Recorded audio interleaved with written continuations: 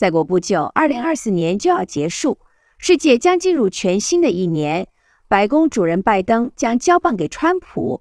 此刻，原本应该是闲来无事的拜登，很意外的在这个过渡时期忙碌起来。虽然媒体的版面都是川普，但是拜登很珍惜工作的每一刻。Yeah, this is a major change in American policy, and it comes at a critical point in the war in Ukraine. President Joe Biden reversing a long-standing U.S. policy involving the war in Ukraine. Biden now going to allow Ukrainian forces to use long-range U.S. weapons inside of Russia for the very first time. We just heard in Fred's report there, Russia advancing on nearly all front lines. The Biden administration now calling on Ukraine to dramatically lower the recruitment age for Ukrainian soldiers from 25 to 18. General, is that enough to turn this around? With more attacks overnight in Ukraine and in Russia, this war is escalating rapidly. Well, it's just one of many very wickedly complex national security challenges that the Biden administration is leaving behind for the incoming Trump administration. Ukrainian intelligence are now examining the wreckage of a new type of high-speed, nuclear-capable missile that Vladimir Putin launched last week. Ukrainian officials confirmed it flew 11 times the speed of sound, too fast for Ukraine to shoot down. Putin called the launch a test and a response after President Biden authorized Ukraine to fire American weapons deeper into Russia for the first time. Putin, Zelensky, and Biden are all escalating, it seems, to secure stronger positions before President-elect Trump takes office. 自俄乌战争开打以来，不论国际上多少媒体消遣这是场代理人战争，拜登总统始终谨守原则，不允许乌克兰向俄罗斯使用美国提供的长程武器，以避免战事扩大升级。但即便是泽伦斯基一再恳求，或是遇上北韩派兵增援俄罗斯，又或是在美国总统竞选期间，拜登总统都没有答应过乌克兰。然而，就在川普胜选，拜登总统任期只剩下不到100日的时候，他突然改变立场，让不少人感到诧异。美国的前国会议员罗恩·保罗向地方媒体投书提到，依据一项民意调查的结果显示，大多数的美国人赞成结束美国对乌克兰的所有军事援助。此刻拜登总统的举措无疑是向非常危险的冲突泼了汽油。拜登这时候那么卖力地帮助乌克兰危不危险，还有待时间证明。但至少川普跟他的团队应该都很希望拜登不要再那么努力，尤其是在经济方面。The President of the United States typically keeps the Federal Reserve at arm's length, with one recent exception. The Fed is out of control. The Fed has gone crazy. Jerome Powell is not making it easy. Trump has publicly disapproved of Powell's performance, and at one point in 2019 likened him to Chinese President Xi Jinping. It remains unclear whether Trump has the legal authority to fire Powell. And Powell has made it clear he doesn't intend on leaving before 2026. At today's meeting, the committee decided to lower the target range for the federal funds rate by a quarter percentage point to 4.25% to 4.5%. We've been moving policy toward a more neutral setting in order to maintain the strength of the economy and the labor market while enabling further progress on inflation. With today's action, we have lowered our policy rate by a full percentage point from its peak, and our policy stance is now significantly less restrictive. We can therefore be more cautious as we consider further adjustments to our policy rate. Jill, I apparently don't speak Jerome Powell. There was a lot of industry jargon, could you say, in some of what he said? Break down the top lines of what he's saying to us. Is the Federal Reserve is trying to tell us, hey, the economy is growing more strongly than we thought, even just a few months ago. And as a result, we don't think we are going to have to lower interest rates by as much or as quickly as we thought just a couple of months ago. But when we look out into the future, their own crystal ball, they see 2 rate cuts next year, 2 rate cuts in the subsequent year, and that's about half of what they thought they were going to have to do. So when the Fed says we're data dependent and they make that kind of remark, what they're really saying is we've got to wait to see what happens in the economy. The Fed cut rates by a quarter percentage point. This was expected. How First, will this affect Americans directly?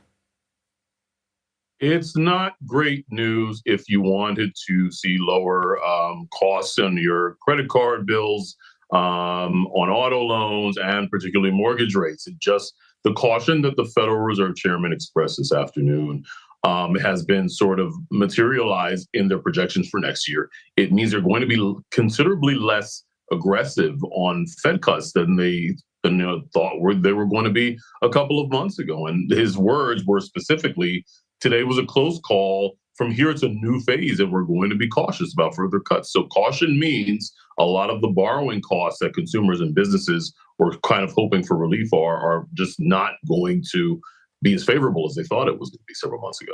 Well, you have a lot of things happening in 2025. You got a new administration coming in, and they're putting out a lot of policies that are kind of stimulative on the tax cut front, and the lots of uncertainty surrounding what the president-elect will do with tariffs. And those are, unfortunately, things that will put upward pressure on prices. So you have all of these countervailing forces, and the market's trying to suss it all out, but it really doesn't help when the Federal Reserve Chairman comes out and states pretty plaintively that we're in this new phase, and there may just very well money may not be as easy as we thought it was going to be.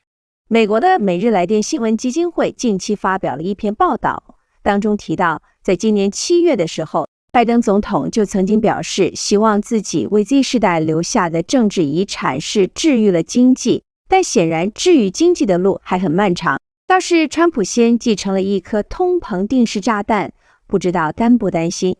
可拜登留给川普的惊喜包里还有这些。Just weeks before U.S. President-elect Donald Trump's inauguration, U.S. President Joe Biden is making a final push to ramp up U.S. climate goals. Addressing concerns over global warming, he has announced tougher targets on the U.S.'s carbon dioxide emissions for the next decade. The Biden administration is formally filing new plans under the Paris Agreement, the global climate treaty from which Trump has vowed to withdraw. Well, under the new target, the U.S. will have to cut greenhouse gases by between 61% and 66% by 2035 compared with 2005 levels. The Biden administration says that the substantial strengthening of current goals will put the U.S. on the path to net zero carbon by 2050. I'm proud that my administration is carrying out the boldest climate agenda in American history. We're doing it by setting ambitious goals, like deploying 30 gigawatts of offshore wind, and conserve at least 30% of our lands and waters by 2030. By setting standards to cut pollution from cars and trucks and power plants, and by signing into law the most significant investments in climate ever in the history of the world. President Biden is enacting new rules to strengthen the sale of electric vehicles. The administration will allow California and 11 other states to impose a ban on gas-powered cars by 2035. That accounts for 40% of the U.S. auto market. Biden hopes this economic power will encourage automakers to produce more EVs, regardless of who is president. The Biden administration deported 271,484 immigrants in fiscal year 2024, the highest number in a decade. This staggering figure eclipses the deportations under President-elect Donald Trump's first term and marks a dramatic shift in enforcement under President Biden, who once promised compassion in immigration policies. The ICE report also cites that around 32% of those deported by the Biden administration had criminal histories, while millions are being documented for expulsion.